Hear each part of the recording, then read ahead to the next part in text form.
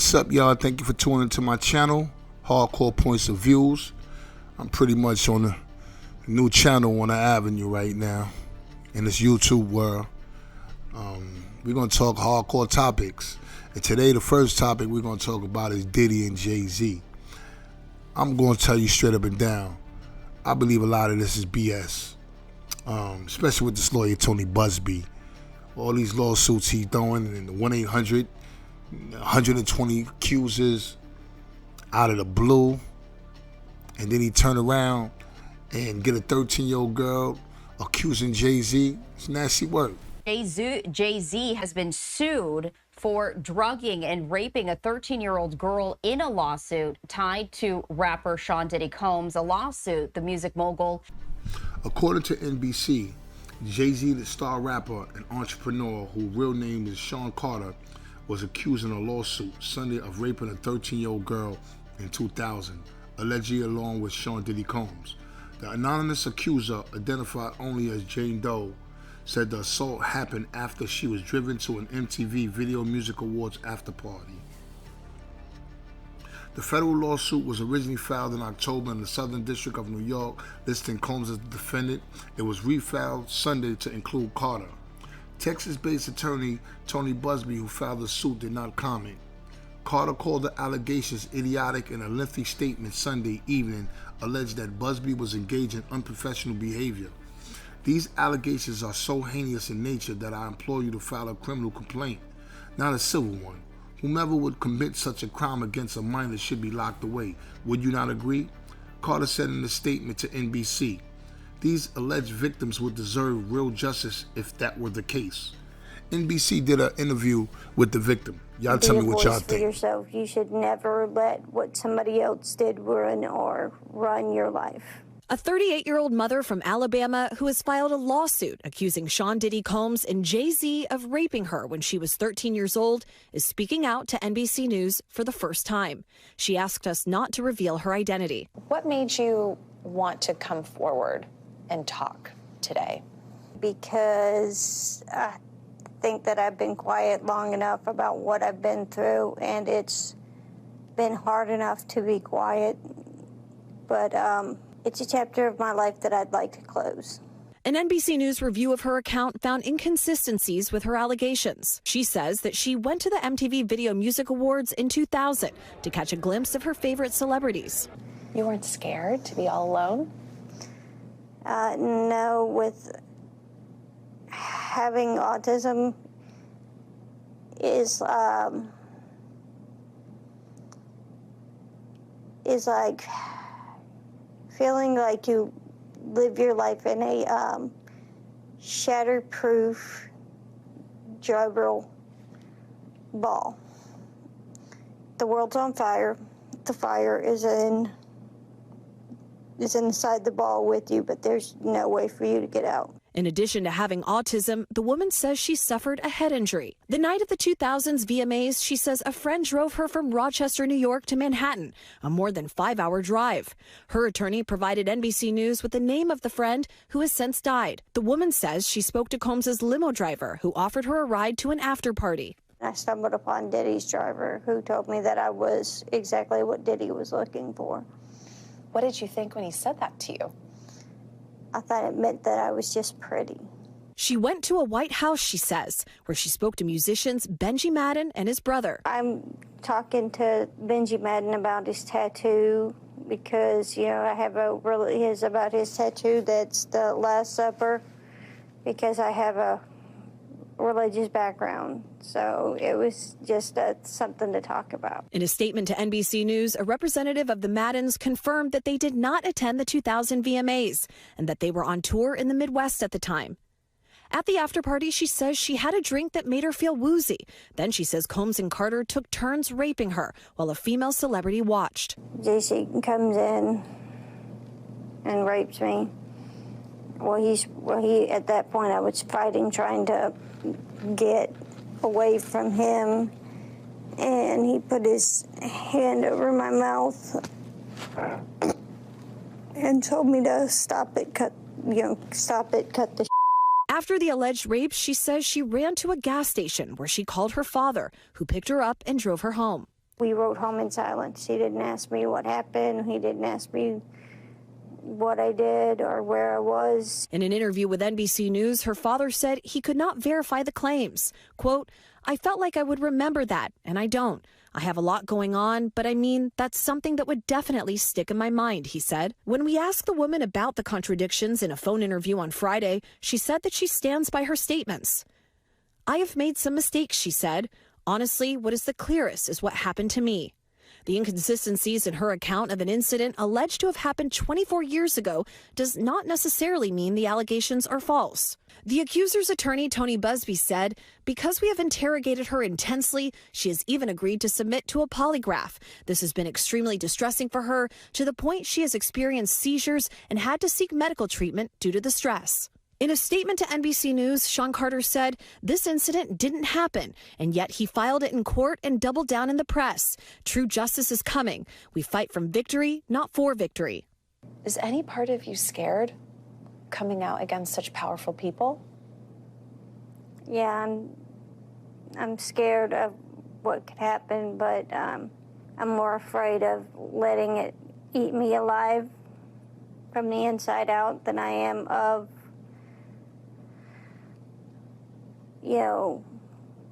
being chastised by their fans.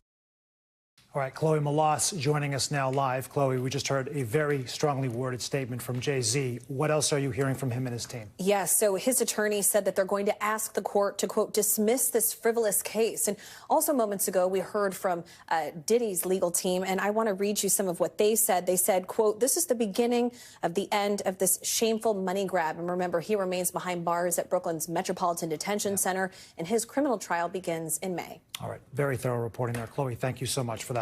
Thanks for watching. Stay updated about breaking news and top stories on the NBC News app or follow us on social media. After the NBC interview, Jay Z lawyer Alex Sparrow fired back. "It is stunning that a lawyer would not only file such a serious complaint without proper vetting, but would make things worse by further peddling this false story in the press.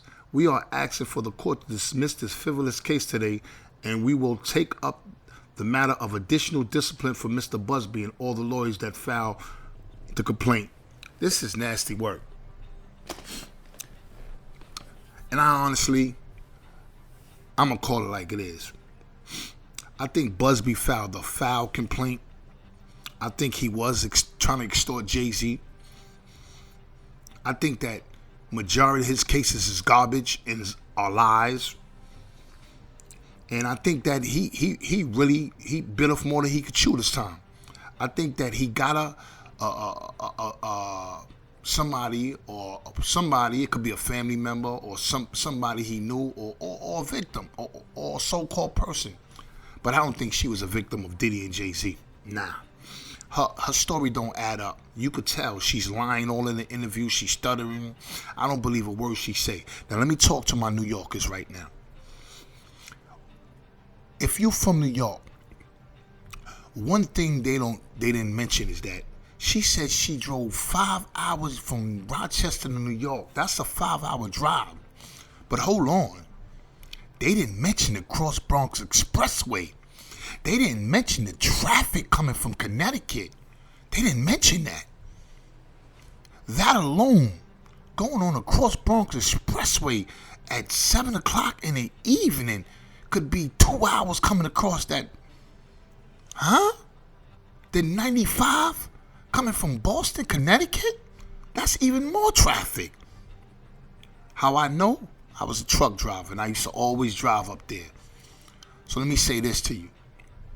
That ride alone at that time, she would have had to leave at she would have had to leave like 1 o'clock in the afternoon. She said she left at 3 in the afternoon, right? She would have to leave.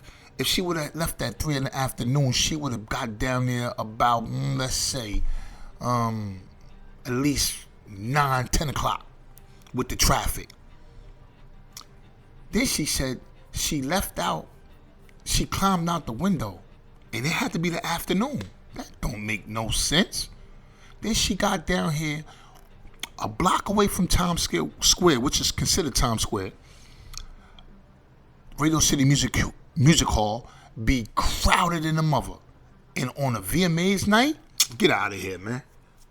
You know how much police would have been out there with barricades blocking the street off? You ain't getting next to no celebrities. You ain't knocking on no limousine cars, none of that. So I don't understand how a 13-year-old girl standing there knocking on car windows and limousines and she wound up mysteriously meeting Diddy driver. It don't make no sense. New Yorkers, if y'all from New York, just picture the scene, picture the traffic, picture the traveling. Just picture it in your head. And then her father, he said this is the first time he ever hearing about any assault. That week. And then he turned around and said he don't remember taking no long drive like that. If you from New York, you know what I'm talking about. This lawyer grabbed a person and took advantage of her. He planted her. She went to the MTV Video Music Awards in 2000 to catch a glimpse of her favorite celebrities. You weren't scared to be all alone? No, with having autism is like feeling like you live your life in a shatterproof drywall ball. The world's on fire. The fire is inside the ball with you, but there's no way for you to get out. In addition to having autism, the woman says she suffered a head injury. The night of the 2000s VMAs, she says a friend drove her from Rochester, New York to Manhattan, a more than 5-hour drive. Her attorney provided NBC News with the name of the friend who has since died. The woman says she spoke to Combs's limo driver who offered her a ride to an after party. Here's the thing. We already discussed about the drive from Rochester to New York and the traffic and all that it takes. The person who drove her, here's the thing, she's dead. So there's no witness. When they went to go look for the person's family that he gave the name, they couldn't find that family. It didn't exist. They had no luck in it. Then she get dropped off in Manhattan and bumps into a Diddy driver. What Diddy was looking for. What did you think when he said that to you? I thought it meant that I was just pretty.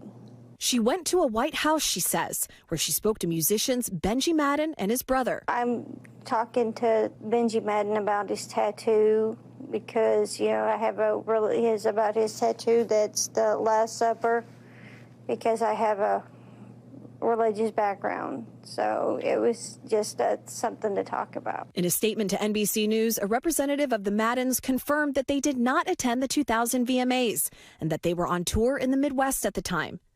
At the after party, she go to an after party and bump heads with Benji Madden. And she came back out of that because she described the tattoo on her arm, on his arm, and had a whole conversation with him. But here's the thing.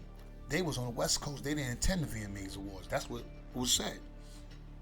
If the FBI get involved in this and they really dig deep, they will see and they lean on this girl.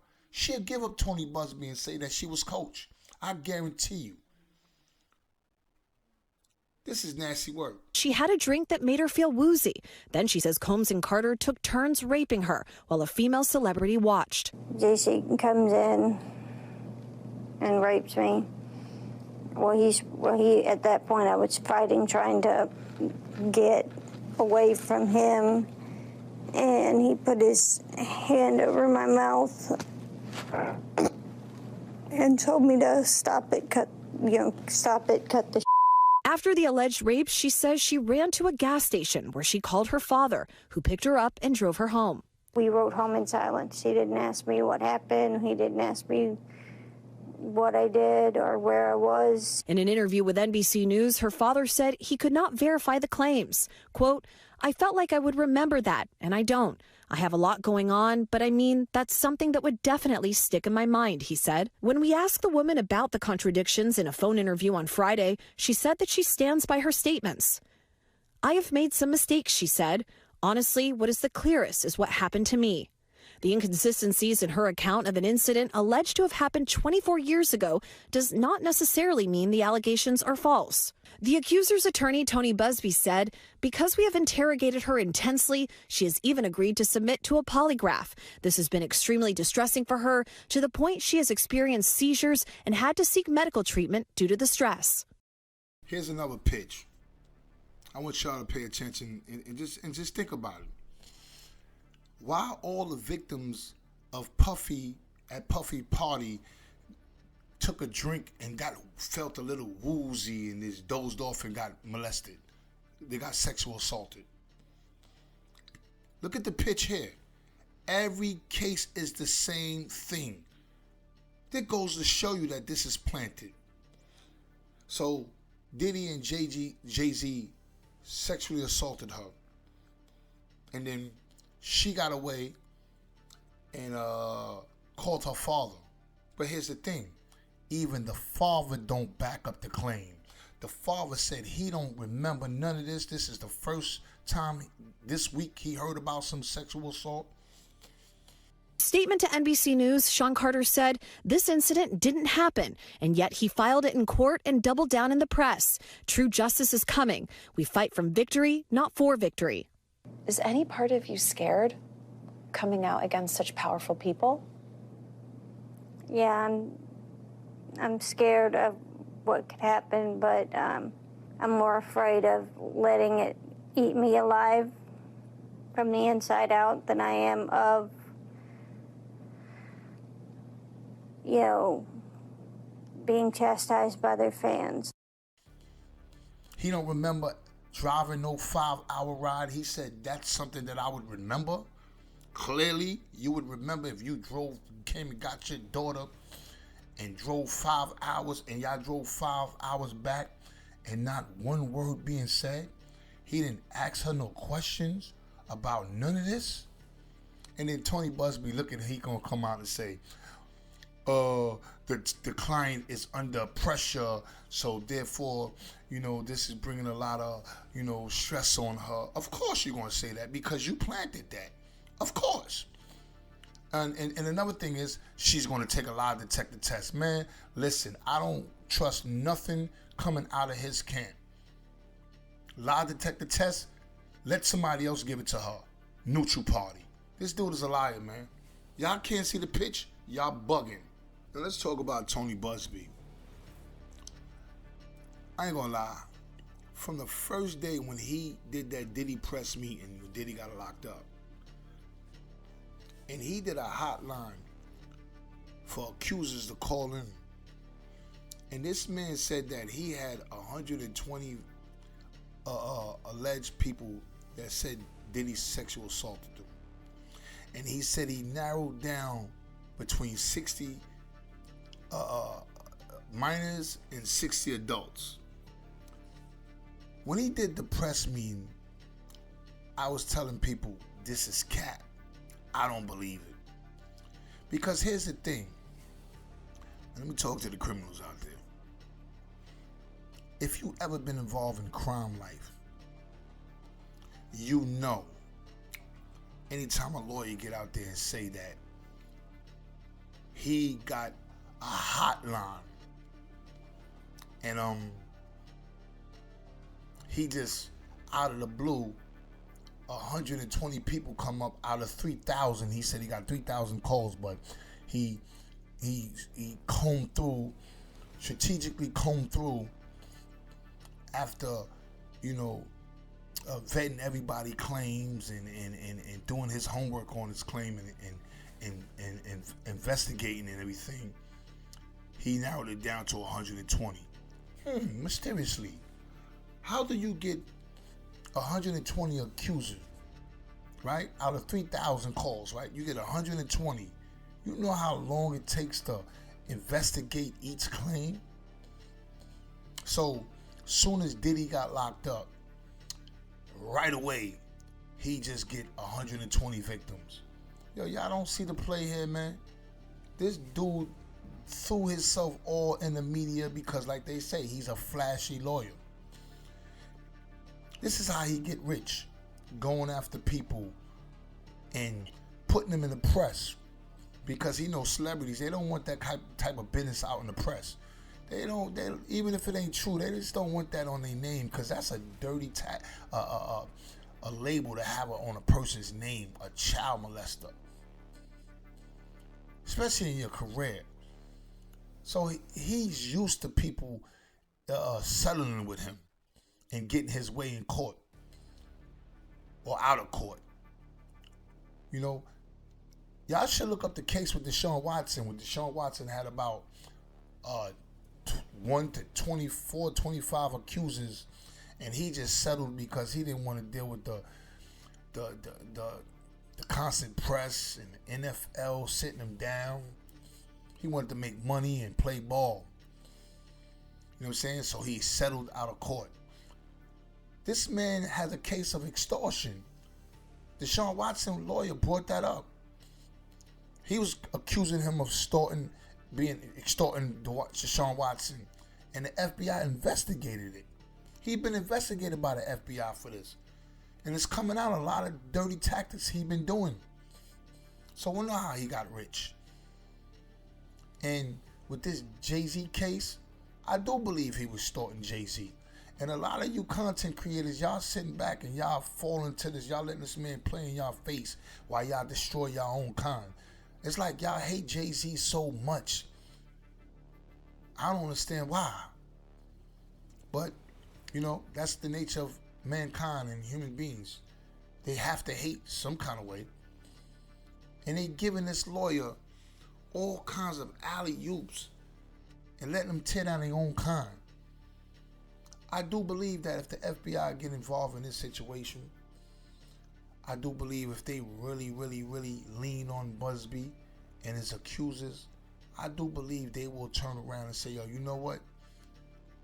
You know, this lawyer told me we can make money together. I didn't think it was going to be this difficult. I do believe by Jay Z giving him fighting him back, he's not used to this. He's used to people just settling out, walking away with 30, 40 million and just, calling it a wrap. I do believe that. And I do believe that, these cases is wild. Even with the Diddy, raping somebody in Macy's. This is crazy. Y'all don't see the play, man. Open your mind and just look at it. I bought a Mercedes and I thought I was the king of the world. Now he has a rotating stable of expensive wheels. Ferrari, Lamborghini, Rolls-Royce, and a $40 million art collection. Monet, this is Renoir. I don't know if I've ever met anyone this wealthy, so eager to show off his lifestyle, often posting about it on social media. Because it's not like, hey, look at me, I'm better than you. That's certainly not my intent. What's your intent? My intent is like, guys, look how awesome life is for us. Look what we can accomplish. Look at this guy, because for me, I'm still the cafeteria worker's boy. You're a long way. Y'all see this lady right here? This is a big problem online. I don't know her gripe with Jay Z, but it seems like she has a personal agenda. Maybe she's mad about her career, son, or stagnated, ain't go nowhere.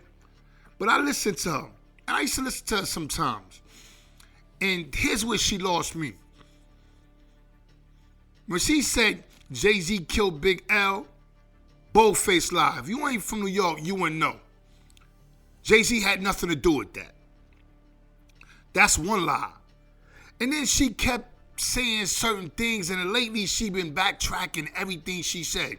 She said Jay Z put a gun to her head in a hotel room when her husband, and made her husband leave, paid her husband to leave while he raped her, or R''d her, excuse me for the language. And then she turned around and said, I never said that. I never said that. Yo, her theatrics is crazy. This lady right here can get online and make bold-faced lies. Something has to be done with people online. There has to be some type of legislation, laws going on, because at this point, this is stalking. You shouldn't be able to go online just saying anything and everything out your mouth. It has to be a borderline, some type of laws draw up where this has to stop. And starting with her. Sandwich. We asked you this last time, and Piers Morgan said it. They're not here to defend themselves. Do you think the Carters will speak about any of this at all? Do you just feel that they'll make any statement about what's going on? Beyonce is losing hundreds of thousands, millions of followers every day. And she still hasn't said anything. Just pretending like life is great in Paris. Is it her place to say something? I mean, probably not, considering she's going to be indicted for anything she would say. These are criminals. Diddy is a drug dealer, and so is Jay Z. He's in the press, and he likes to dilute the jury, the possible jury that he can get a guilty verdict or force the celebrity or the client or whoever he's suing to settle out of court, which is dirty tactics. See, recently, Jaguar got online and said that she was trying to contact Tony Buzbee's firm, trying to wiggle her way in it. Just like Tony Buzbee, he wiggled his way in it. You see, when you see cases and when you see people, every last one of Tony Buzbee cases is all the same. They went to a party, they drunk something, they felt woozy, and then they just dozed off and got raped. Let me ask you a question. How many people get drugged up, they feel woozy and go to sleep and know they getting raped? Jaguar Wright, she been backtracking everything she said lately when she was threatened with a lawsuit. I'm to the point where I don't believe nothing she say no more. I just think that she's bittered, and this is what happened. The industry, she blaming the industry for her downfalls. And as of Tony Buzzbee, we can see how he got rich. Look at this video. What the feds are aware of, okay? But I do know it's 25 out of this 120. But I will say, when I look into this lawyer's life, you can see that he's rich, he's well off. And all of a sudden, he just come out of the blue. He got 120 accusers. Then all of a sudden, he throw Jay Z in the mix. I believe that if Jay Z didn't fight him back, he would have really went hard on Jay Z and kept going hard and brought a bunch of accusers on Jay Z. I believe that. Even Jay Z responded after the NBC interview, saying, "Today, investigative report proves this attorney Buzzbee filed a false complaint against me in the pursuit of money and fame. This incident didn't happen, and yet he filed it in court, doubled down in the press. True justice is coming. We fight from victory, not for victory. This was over before it began. This 1-800 lawyer doesn't realize it yet, but soon." Sean Carter. As you see, like I was saying, if you look at all the cases that he got on Diddy, on Deshaun Watson, on multiple other celebrities, and you watch his tactics, it's all the same. It's like a blueprint. If you're blind, you're not going to see it. If you're a hater, you're going to ignore it. If you're biased, you're going to ignore it.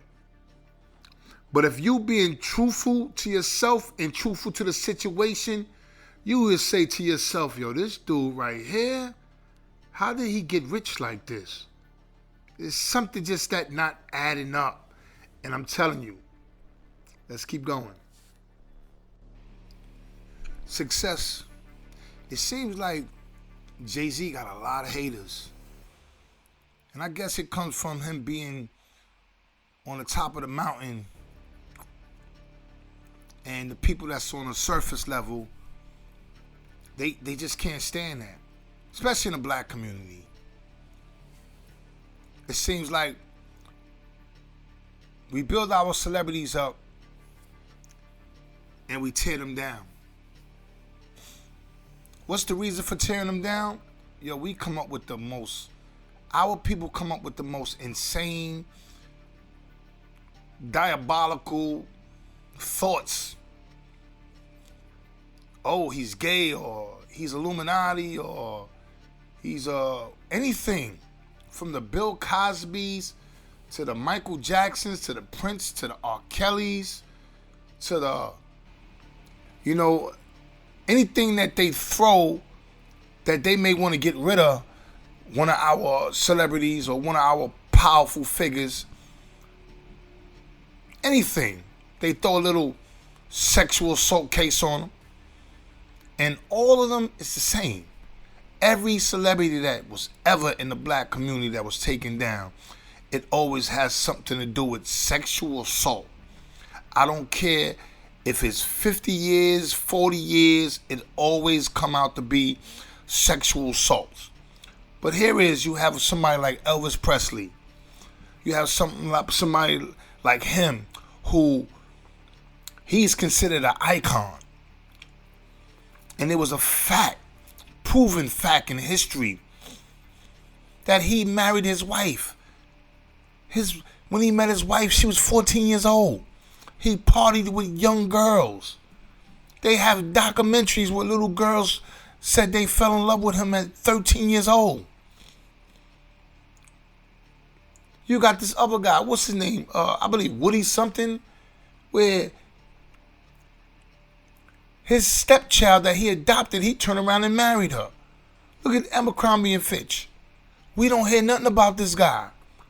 And this guy was an international sex trafficker who was sexual assaulting men. And he got out on a $10 million bond, huh? What about the rest of these creeps in the industry? Black people, you don't see black people saying nothing about these people, man. But we tear down our own every day. We sit, we stick our chests out, we get on these internet. Oh yeah, it's like it's excitement algorithm just tearing our people down. But you don't see white people doing this. Only us. What happened to innocent until proven guilty? Our people drag Jay Z through the mud. We drag Diddy through the mud. All right, cool. Shout out to this man right here, Alex Sparrow. He did a phenomenal interview, presentation, conference, whatever you want to call it, in the press. And he broke it down. Just like I broke it down, he broke it down in depths from a lawyer's perspective. Undeniable. It's undeniable. The way he broke this down, you can tell that this man, Tony Buzbee, planted evidence, planted an alleged victim. Okay, the details. The details are very important in time. So we start off with the location. And according to their complaint, after approximately 20 minutes, she arrived at a white house with a U-shaped driveway and a gate. There is no such location in New York, 20 minutes from Radio City. It does not exist. There is no such location. We don't know whether they created a location in order to try to get jurisdiction in New York so they could bring this case in New York, or whether they just didn't do their homework. But any New Yorker knows there is no such location. This was supposed to have taken place at Mr. Combs' after party, according to them.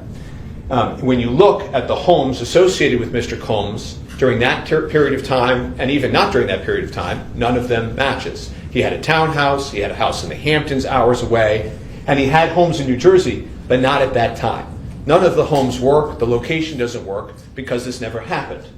And again, when you really bear down on the location and his whereabouts, you quickly realize, because if there's photographic evidence and witnesses are coming forward, that Mr. Carter was at a commercial establishment after the VMAs. He wasn't at a house. Unfortunately for them, they needed to create this house in order to create the narrative. But he wasn't at a White House that did not exist. And this is a photograph of him at a location after the VMAs. So as we can continue through this, Jane Doe does not say that the assault happened at a commercial establishment. She can't. That wouldn't make any sense. Yet they stand by it. They double down. They triple down. White House, White House. The White House doesn't exist. And then we get to the witnesses. And I think at the outset, everybody has to remember that in 24 years, not a single witness has ever come forward saying this happened. Quarter of a century. Think about that.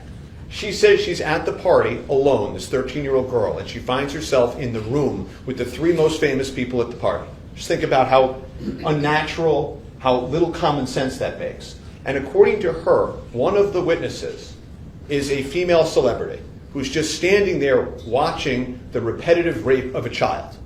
That celebrity does nothing, says nothing, reports nothing. And in fact, they won't even identify her. According to them, there's an adult female in the room watching the rape of a child. They refuse to identify her. So then we continue, and you look and there's celebrities that she says she's mingling with before. Afterwards, she says she runs out of the house naked. Runs out of the house naked. None of them notice that. None of them pay any notice. For 24 years, none of them has said anything. And so she's just asked in this interview, she's asked, well, I mean, celebrities are recognizable people. Surely you can tell us one celebrity that was there. Just give us one name so that we know this happened. And she says, okay, Benji Madden was there.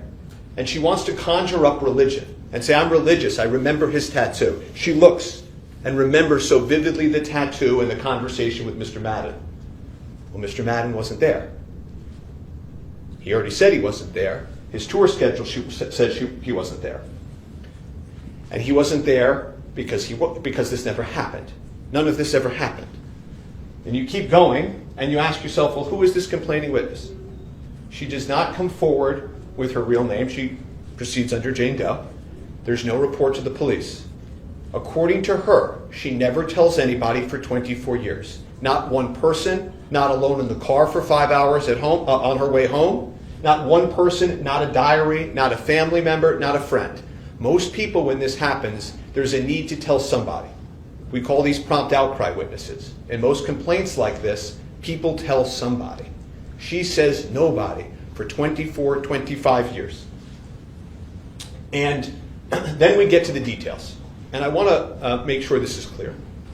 When people make up an account, whether intentionally or their mind is playing tricks on them, they can always get that core part of the story right. They can just keep repeating it over and over and over again. This is what happened, that core part. But they're always going to mess up the details. When something isn't real, when something doesn't happen, you're going to get the details wrong because you weren't really there. And so she starts with her story about her friend that dropped her off. Okay? This drive of over 5 hours, the friend would have had to have gone 10 plus hours to drop her off. Because she's got to get there. If this is real, she's got to get there. But guess what? This friend of hers, she doesn't get out of the car. Right? Think about that. She's just leaving. And here's Tony Buzbee filing motions in court about how Jay Z and his lawyer is going around and trying to and converting his clients, his former clients, and getting them to put lawsuits on him and all kinds of stuff. You know, and now you want to sit here and play victim and cry that they are going back behind your back and getting your former clients because his money is way longer than his. So he's crying wolf now in the court system because he knows that his reputation is on the line. He knows that this autistic girl, you know, put him in a bad jam. He knows this. But see, this is what you get when you constantly doing dirt for so long. Now you want to cry that Quinn Emanuel and Alex Sparrow is going behind his back and knocking on people's doors and showing a tape.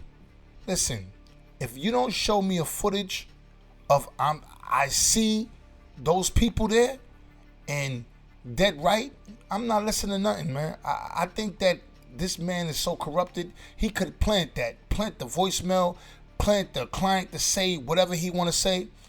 He's going to do any tactic, any trick, pull everything out the hat to make himself look good because his reputation in his law firm is on the line. I hope Jay Z take him for everything. I hope Jay Z bleed him dry. And on that note, thank you for tuning in on Hardcore Points of Views.